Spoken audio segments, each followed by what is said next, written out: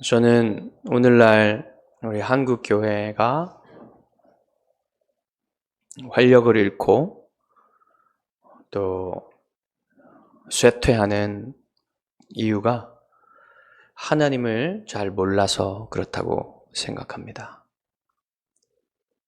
오늘날에는 사람들이 많은 지식을 가졌다고 생각을 해요. 과거 어느 때보다 하려고만 한다면 얼마든지 과거의 신학생들도 갖지 못한 그러한 지식들을 얼마든지 취할 수 있는 그런 시대이지만 그럼에도 불구하고 오늘날 성도들은 너무나 하나님을 잘 모릅니다. 과거에 초대교회 성도들, 그리고 종교개혁기의 성도들, 청교도들, 그 이후에 부흥시대에 살았던 성도들은 많은 지식은 가지고 있지 않았지만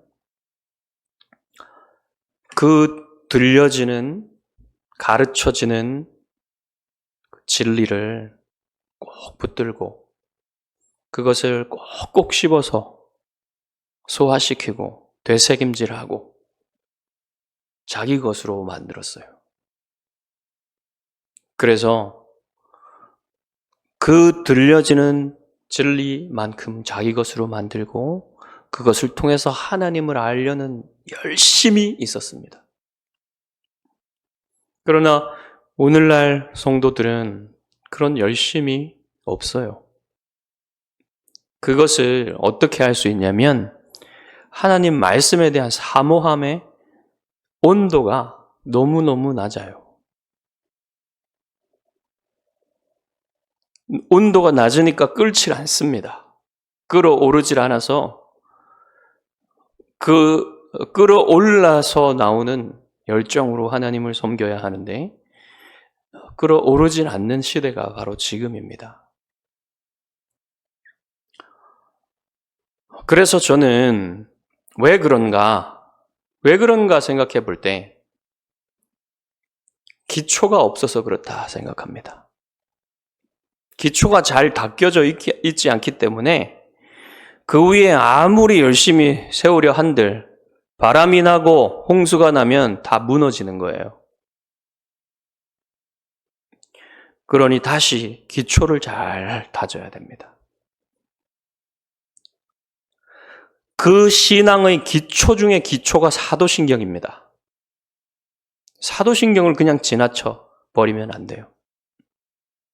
저는 여러분이 이 사도신경을 잘 배워서 여러분들이 이 사도신경만큼은 정말 누구보다도 더 잘 안다. 그리고 그 사도신경의 진리를 붙들고 그 사도신경에 있는 진리가 기초가 되어서 그 신앙 고백의 기초 위에 튼튼하고 무너지지 않는 그 기초 위에 아름다운 집을 여러분이 지어갔으면 좋겠어요. 오늘부터 이제 사도신경의 구체적인 내용들, 우리가 믿는 바, 이것들에 대해서 제가 여러분에게 강해를 하려고 합니다.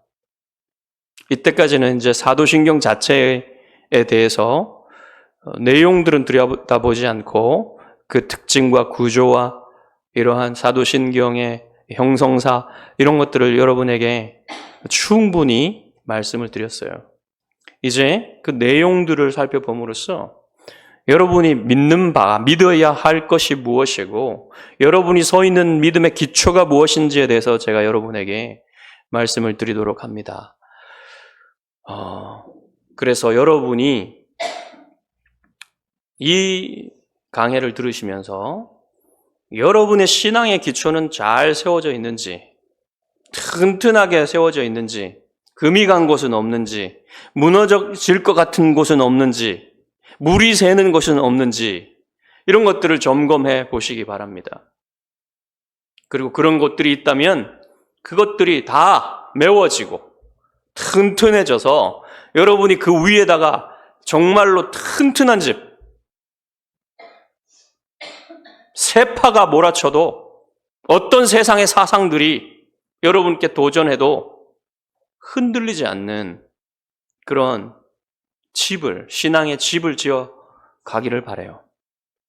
오늘 이제 이 사도신경의 첫 번째 내용을 볼 텐데요.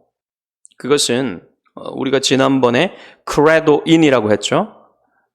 나는 무엇을 믿습니다. 그 다음에 뭐가 나오냐면 하나님, 아버지, 전능하신 이 세 단어가 나와요. 원문에 보면. 근데 무슨 뜻이냐면 하나님을 뒤에서 설명하고 있는 거예요. 하나님이 어떤 하나님이냐면 아버지이신 하나님이시다. 하나님이 어떤 하나님이냐면 전능하신 하나님이시다. 그러니까 이것을 하나로 합치면 어떻게 됩니까? 전능하신 아버지 하나님. 이렇게 여러분이 고백하는 거예요. 우리말로 합치면 그렇게 된다는 겁니다. 그래서 여러분, 이게 순서가 전능하신 하나님 아버지보다 전능하신 아버지 하나님이 더 좋아요. 더 좋은 번역입니다. 그래서 여러분, 사도신경 새 번역에 보시면 그렇게 돼 있어요. 전능하신 아버지 하나님, 천지를 창조하신 하나님을 믿습니다. 이렇게. 그렇게 돼 있죠? 한번 찾아보세요, 여러분. 새 번역 사도신경에 보면 그렇게 돼 있습니다. 그런데 이게 여러 면에서 새 번역 사도신경이 번역이 잘 돼 있어요.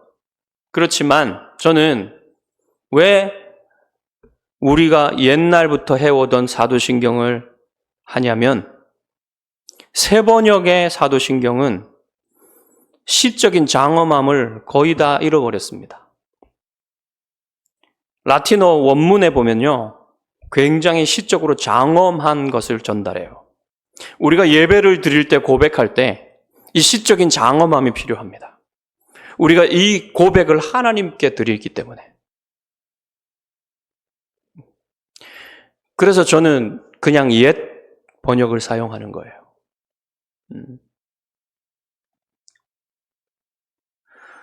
자, 그래서 여러분, 이 사도신경의 내용들을 우리가 이제 살펴볼 텐데, 아버지 하나님은 성부 하나님을 지칭하는 것입니다. 그리고 전능하신 할 때 그 전능하신은 오늘 우리가 읽은 말씀, 하늘에 계신 우리 아버지여 하고 상응하는 말이에요. 거의 같은 진리를 전달하는 것입니다. 하늘에 계신 할 때 그 하늘에 계신이라는 말은 우리 낮은 곳에 있는 낮은 우리와 완전히 다르신 높으신 하나님, 초월성, 하나님의 초월성을 얘기하는 겁니다.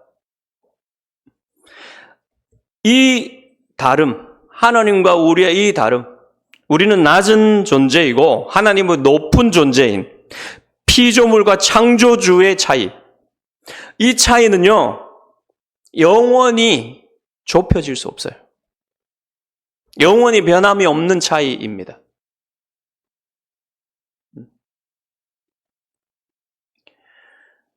그래서 여러분, 우리는 언제나 이 하나님의 높으심, 하늘에 계신 하나님, 이 높으심에 대해서 반드시 믿어야 돼요.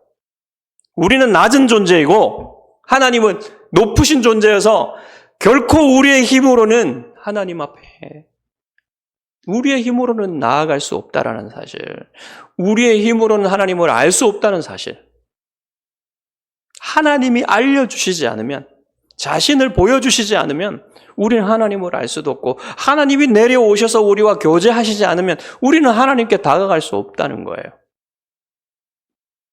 그렇게 하나님이 높으신 분이시라는 사실을 여러분이 믿으셔야만 여러분이 하나님을 경외할 수 있어요. 경외한다는 건 뭡니까? 경외한다는 것은 두려워하는 동시에 사랑한다는 거예요. 자, 그런데 하나님이 자신을 이렇게 전능하신 하늘에 계신 분으로만 우리에게 계시하셨다면, 사도신경도 그래서 하늘에 계신 전능하신 하나님이라고만 고백하고 아버지가 빠졌다면 우리는 하나님은 두려우신 하나님으로만 생각할 수밖에 없을 겁니다. 그러나 하나님은 우리에게 어떤 분으로 계시하시냐면 하나님 우리에게 아버지로 계시하십니다. 자신을. 그것은 아까 말했듯이 성부 하나님, 성자 하나님의 아버지로서의 하나님이시지만, 아버지 하나님이시지만 우리의 아버지도 되시는 거예요. 어떻게 해요? 우리가 예수 그리스도 안에서 구원받음으로 인해서 하나님의 양자가 되지 않습니까? 양자가 되었기 때문에 하나님은 우리의 아버지가 되시기 때문에 하나님은 하늘에 계신 전능하신 하나님이시지만 그 전능하신 하나님이 이 땅의 낮은 곳에 내려오셔서 우리를 만나주시고 우리를 친밀히 사랑하시는 하나님이시라는 사실을 이 아버지라는 말에서 드러내고 있는 겁니다. 그러면 여러분, 전능하심이라는 것을 생각해 보십시다. 하나님의 전능하심. 하나님의 전능하심이라고 할 때 여러분 어떤 생각을 하십니까? 하나님은 못하시는 것이 없으시다. 그렇죠? 하나님은 모든 것을 하실 수 있다. 이렇게 생각하잖아요. 그러나 그건 성경적으로 옳은 생각이 아닙니다. 하나님도 못하시는 게 있어요. 무엇을 못하십니까? 하나님의 뜻에 반하는 것, 하나님의 속성과 다른 것, 하나님이 원하시지 않는 것은 하나님 못하세요. 성경적으로 볼 때 하나님은 원하시는 것만 하실 수 있는 거예요. 다른 말로 하면 하나님이 원하시지 않기 때문에 안 하시는 겁니다. 정확하게 말하면 그런 거죠. 자, 그럼 이렇게 여러분 자꾸 이런 식으로 얘기하면요, 이 아름다운 진리, 하나님의 전능하심이라는 이 아름다운 진리를요, 너무 철학적이고 사변적으로만 접근하게 돼요. 그러면 여러분이 이 하나님의 전능하심이라는 이 진리를 너무 멀게 느끼게 됩니다. 그래서 성경은요, 여러분이 하나님의 이 전능하심과 하나님의 아버지 되심에 대해서 좀 더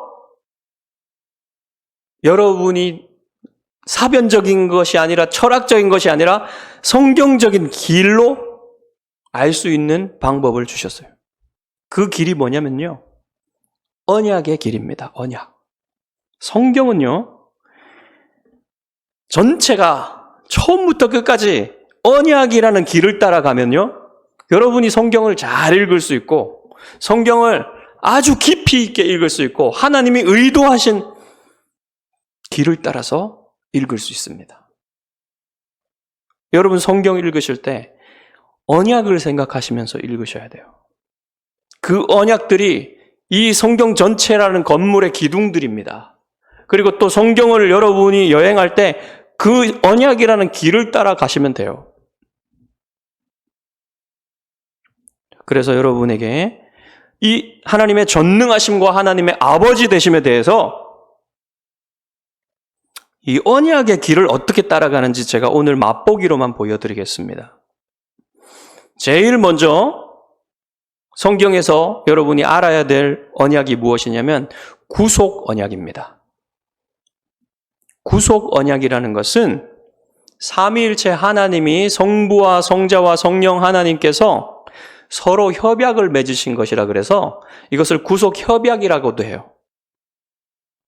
서로 상호 약속을 하신 것입니다. 어떤 약속을 하셨냐면 영원 전에 하나님이 이 세상을 창조하시기도 전에 성부 하나님이 이 모든 역사를, 이 창조를 계획하셨어요.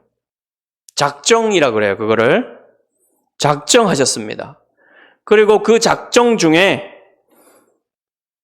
하나님이 택하신 사람들을 구원하시려는 계획, 그 작정을 예정이라고 해요. 그런데 그 예정을 하실 때에 성부 하나님 혼자 하신 것이 아니라 성부와 성자와 성령 하나님이 함께 협의하셔가지고 서로의 약속을 하십니다. 서로. 그래서 구속의 협약이라고 하죠. 그런데 무슨 협약을 하셨냐면 성부 하나님께서는 이제 창조하신 사람들 중에 모든 사람들이 다 타락할 것이고 그 타락한 사람들 중에 일부를 하나님이 구속하시기로 작정을 하시는 거예요.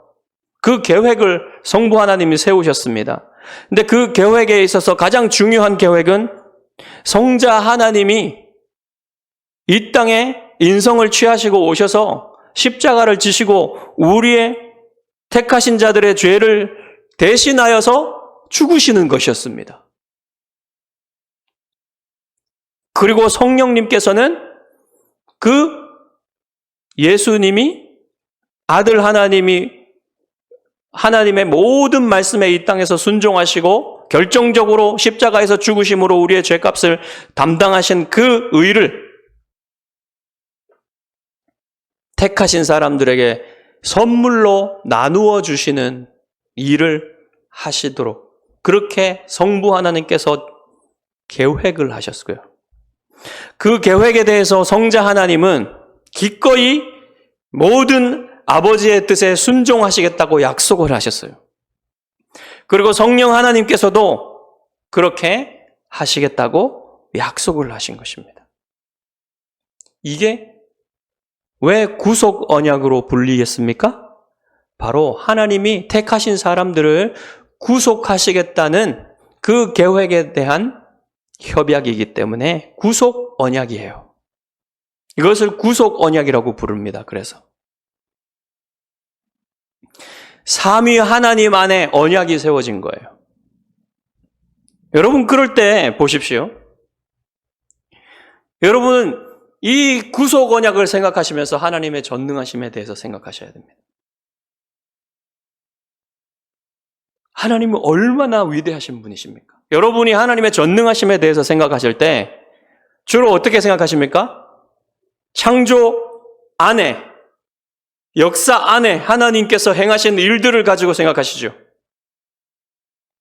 하나님이 6일 동안 천지를 창조하시고 그것을 보존하시고 통치하시는, 그리고 이스라엘 백성을 애굽의 종살이에서 끌어내시기 위해서 10가지 재앙을 내리시고 그들을 홍해를 갈라서 건너게 하시고 애굽의 군사들을 죽이시고 모든 기적들을 베푸시는 그 하나님의 전능하심에 대해서만 생각하시지 않았습니까? 그러나 그보다 더 놀랍게 영원전에 하나님께서는 이 모든 역사들을 다 작정하시고 그 중에서도 특별히 하나님이 택하신 사람들을 구원하실 계획을 세우시고 그것을 역사 안에서 펼쳐내시는 놀라운 능력을 보여주셨다는 거예요. 그것은요, 무자비한 그러한 폭군, 무자비한 공의를 가진 그런 하나님이 아니라 사랑으로,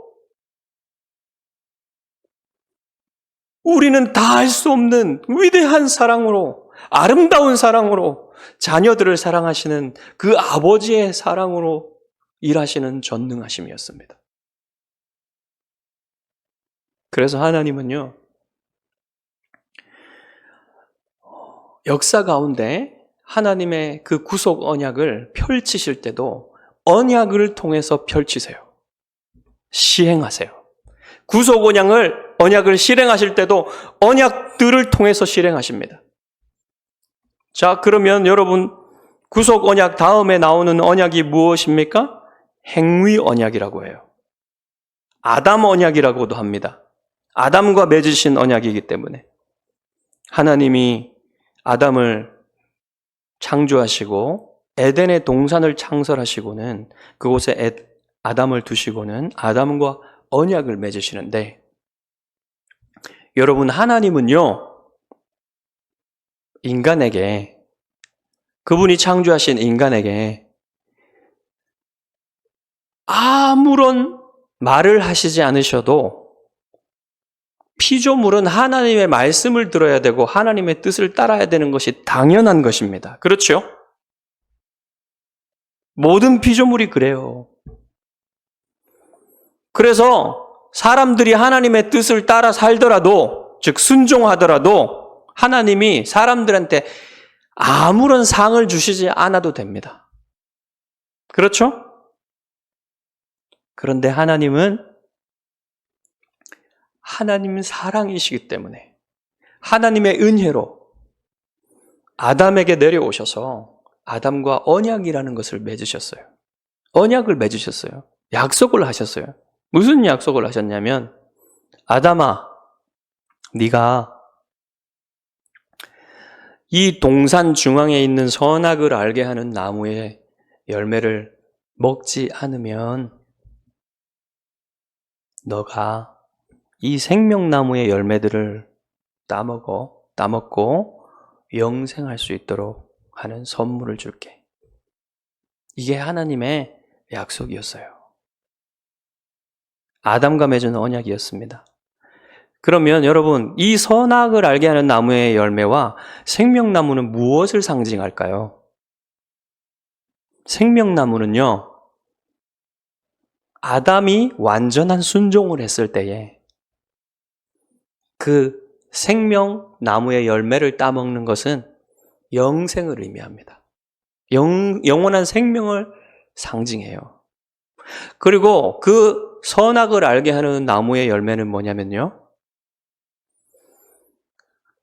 그것이 하나님의 명령이고 그 명령을 완전히 순종해야 된다. 그리고 내가 의지할 분은, 그리고 내가 따라야 할 말씀은 하나님밖에 없다. 하나님께 의지해야 되고 하나님의 말씀만을 내가 따라야 한다. 라는 것을 보여주는 게, 그게 선악을 알게 하는 나무예요. 그런데 아담은 실패했죠. 완전한 순종에 실패했죠. 그러면 하나님이 뭐라고 하셨습니까? 그 완전한 순종하지 않으면 너 죽으리라 그랬어요. 그렇죠? 그래서 죽음이 들어오는 겁니다. 죽음은 두 가지예요.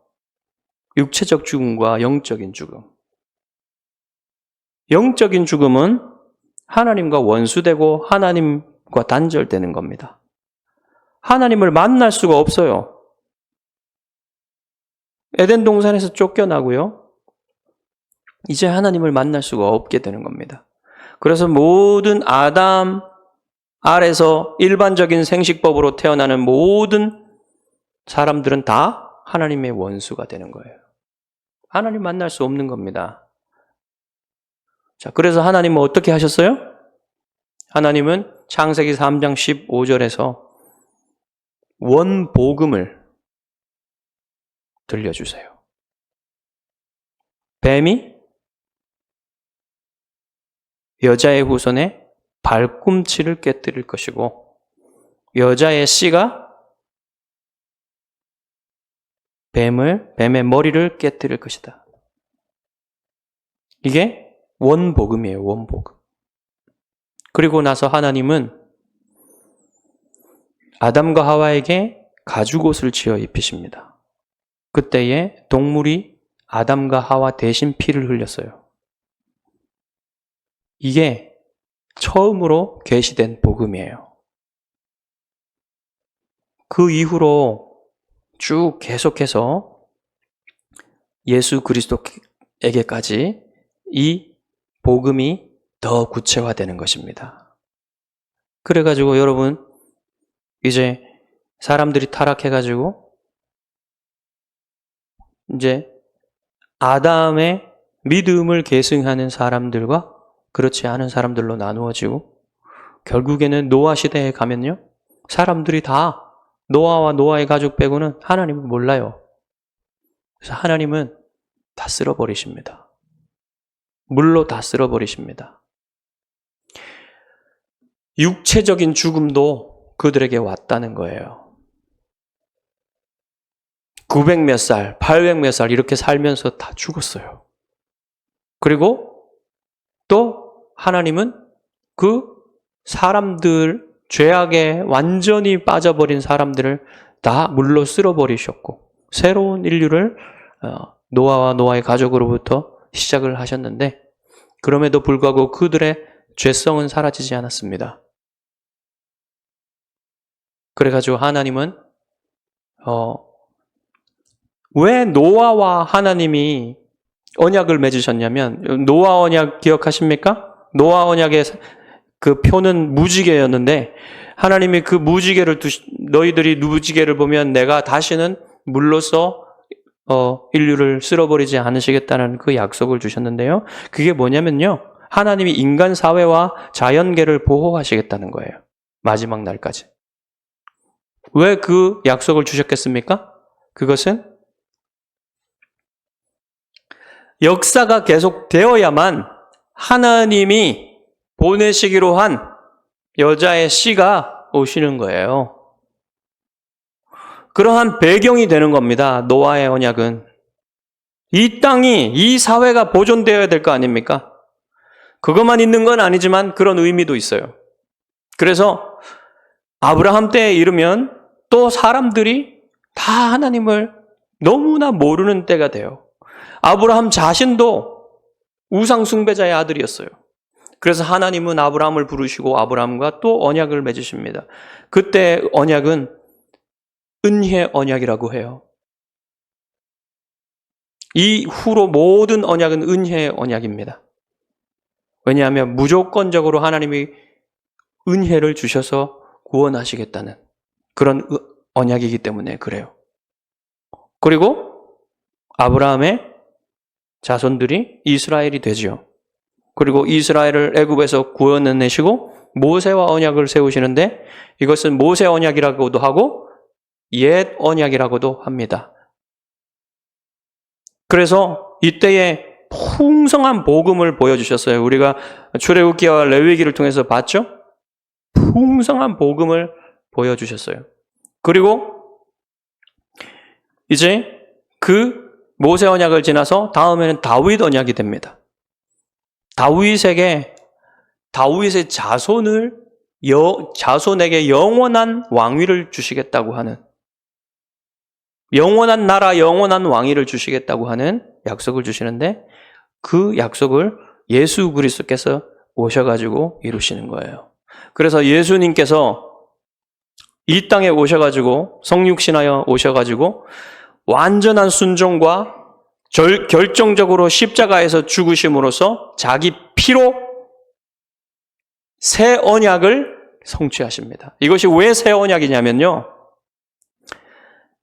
모세 언약은 옛 언약으로 불리는데, 그때의 옛 언약 하에서 사람들은 하나님께 어떻게 나아갈 수 있었냐면 피를 흘리고서 나아갈 수 있었습니다. 동물의 희생 제사를 통해서 나아갈 수 있었어요. 그런데 옛 언약 하의 모든 제사들, 동물들이 피 흘린 것들은 아무리 매일매일 동물들이, 어린 양들이, 염소들이, 소들이 피를 흘려도 한 사람의 죄도 완전히 씻을 수가 없었습니다. 그것은 단지 그리스도께서 오셔서 영원히 단번에 드릴 제사의 그림자일 뿐이었어요. 그렇지만 하나님은 믿음으로 하나님의 명령을 따라 믿음으로 제사 드리는 그 옛 언약하의 구약 백성들의 제사도 받으시고 그들의 죄를 용서해 주셨습니다. 그리고 그들을 만나 주셨어요. 그렇지만 그것이 가능한 것은 후에 그리스도께서 흘리실 피, 그리스도의 제사 때문에 그런 것입니다. 이렇게 여러분, 그리스도께서는 영원전에 아버지와 맺으신 구속 언약을 역사 속에서 이루셨어요. 여러분, 이 성경을 읽을 때에 이 길을 따라 걸으십시오. 이 길을 따라 읽으시고, 이 길을 따라 생각하시고, 이 길을 따라 아십시오. 하나님의 전능하심과 하나님의 아버지 되심이 이렇게 파악이 되는 겁니다. 이렇게 알아지는 거예요. 하나님의 전능하심은요, 광폭한 독재자의 전능하심이 아니고요. 참으로 사랑하셔서 그 언약을 신실하게 지키시는 하나님, 약속하신 것을 신실하게 지키시는 아버지 되신 하나님, 그 하나님의 전능하심이에요. 여러분이 이렇게 하나님을 알아갈 때, 여러분이 처음 사도신경을 고백할 때 제일 먼저 고백하는 것이 바로 이것입니다. 전능하신 아버지 하나님이라고 고백하는 거예요. 여러분 이것을 고백할 때 여러분을 향하여 언약을 하신 하나님, 그 언약을 신실하게 지키신 아버지 하나님을, 그 아름다운 사랑의 전능하심을 생각하셔야 됩니다. 그럴 때에 여러분은 이 고백, 여러분이 사도신경에서 드리는 이 고백, 전능하신 하나님 아버지요, 아버지를 내가 믿습니다 라고 고백할 때 여러분은 참으로 모든 두려움에서 벗어나고 거기에 큰 위로와 안식을 누릴 수 있는 것입니다. 비로소 여러분이 이것을 믿을 때에 여러분이 참으로 경외함을 가지고 하나님을 향한 두려움과 하나님을 향한 사랑을 가지고 이 믿음으로 이 고백을 할 때 여러분은 참으로 안식과 위로를 누릴 수 있는 거예요. 어떻게 안식할 수 있습니까? 이토록 영원 전부터 여러분을 택하시고 여러분을 아시고 그 영원 전부터 여러분을 아셔서 여러분을 구원하시기 위해 이 피조 세계의 역사 전체를 하나님이 통치하시면서 그 가운데 그 사랑으로 전능하심으로 이 약속을 지키셨고 지금도 지키시고 계시는 그 하나님, 결정적으로 하나님의 가장 사랑하시는 아들을 이 땅에 보내셔서 십자가에 죽게 하시기까지 여러분을 사랑하시는 그 하나님이 지금도 여러분을 사랑하시고 계시고 여러분을 위해 일하시고 계시다는 사실을 여러분이 믿는다는 것입니다. 그럴 때에 어떻게 여러분이 두려워할 수 있겠어요? 아무것도 두려워하지 않아도 됩니다. 두 발 뻗고 편히 주무십시오. 하나님이 허락하시지 않는 일은 아무것도 일어나지 않아요. 그러므로 여러분 이거 두 개를 믿으십시오. 하나님은 전능하신 하나님이시며 하나님은 여러분을 사랑하시는 아버지시라는 사실. 이 너무 놀라운 이 두 진리를 믿는 사람은 두 발 뻗고 잘 수 있어요. 어디든 두려워하지 않고 갈 수 있습니다. 무엇이든 두려워하지 않고 할 수 있고 어떤 사람이건 두려워하지 않고 만날 수 있는 거예요. 그래서 여러분이 안식할 수 있는 겁니다. 어떤 영적인 세력도 여러분을 건드릴 수 없는 거예요. 하나님이 허락하시지 않으면 아무것도 일어나지 않습니다. 그리고 이것이 여러분 가장 큰 위로인 것이에요. 이렇게 여러분을 사랑하시는 아버지, 전능하신 하나님 아버지께서 여러분의 아버지라는 사실입니다. 이보다 더 위로가 되는 게 어디 있습니까? 여러분. 여러분 곁에 아무도 여러분에게 없어도, 친구가 없어도, 여러분을 인정해주는 사람 없어도 하나님이 여러분의 아버지가 되셔서 여러분의 아버지라면 무엇이 외롭고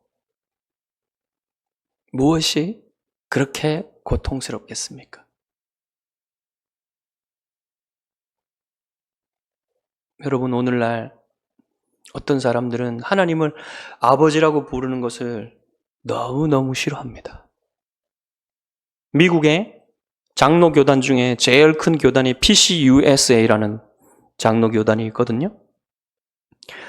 그 교단에서 2006년에 총회를 했는데 거기에서 어떤 그 제안이 있었냐면 삼위일체를 부를 때에 보조적으로 삼위일체를 이렇게 부를 수 있다라고 의논을 했습니다. 예를 들면